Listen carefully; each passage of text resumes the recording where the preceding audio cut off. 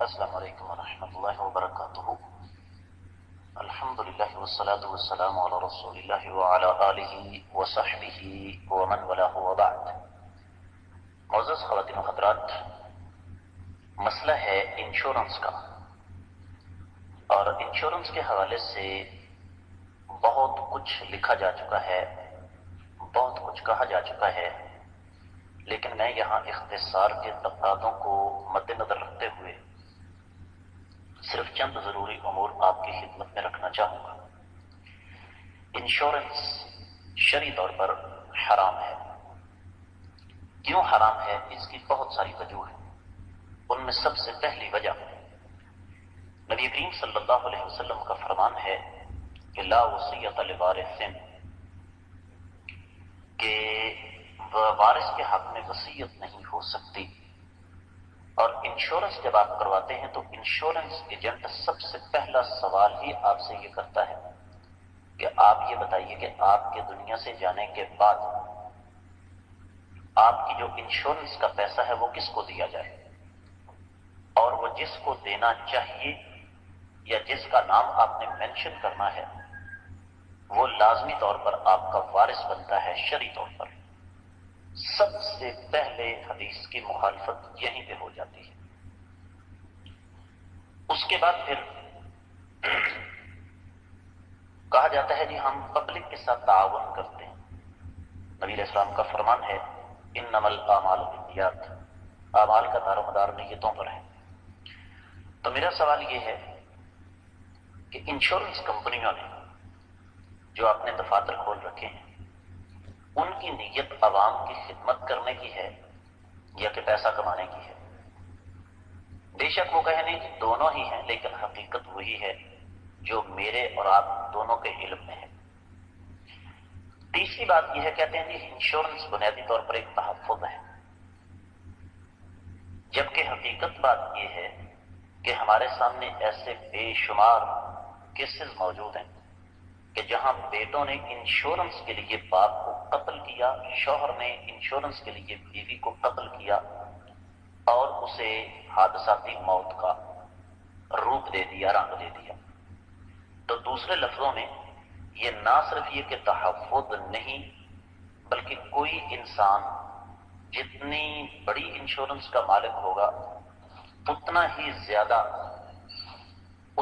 زیادہ اس کو موت کا اندیشہ ہوگا۔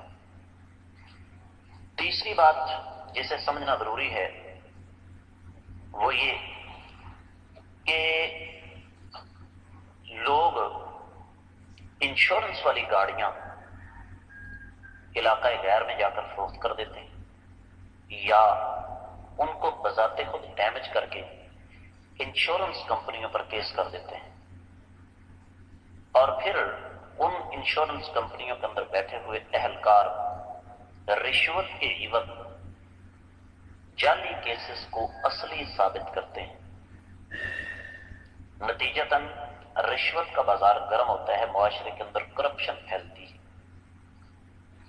اگلی بات جو میں آپ کو سمجھانا چاہوں گا وہ یہ کہ کہا جاتا ہے کہ انشورنس کمپنیاں جو ہیں وہ بنیادی طور پر بزنس کرتی ہیں اور اس بزنس میں سے آپ کو انشورنس دیتی ہیں۔ ایک آدمی نے 10 لاکھ انشورنس کروائی اور ادائیگی اس نے بھی 1 لاکھ روپے نہیں کی کہ اس کی موت واقع ہو گئی، اس کے ورثاء کو 10 لاکھ مل گیا۔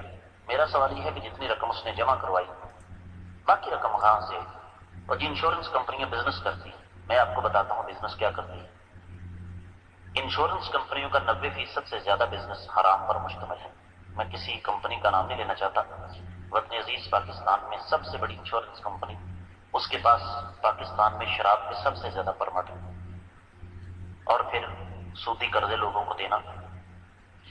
نتیجہ یہ نکلتا ہے کہ فرض کیجئے انہوں نے ماہانہ سود لیا ہے 20 لاکھ روپے، معمولی سی بات ہے، اس 20 لاکھ میں سے 1 یا 2 کیسز نکل آئے 2-2 لاکھ روپے کے، ان کو تو پھر بھی 16-18 لاکھ روپے کی بچت ہو گئی۔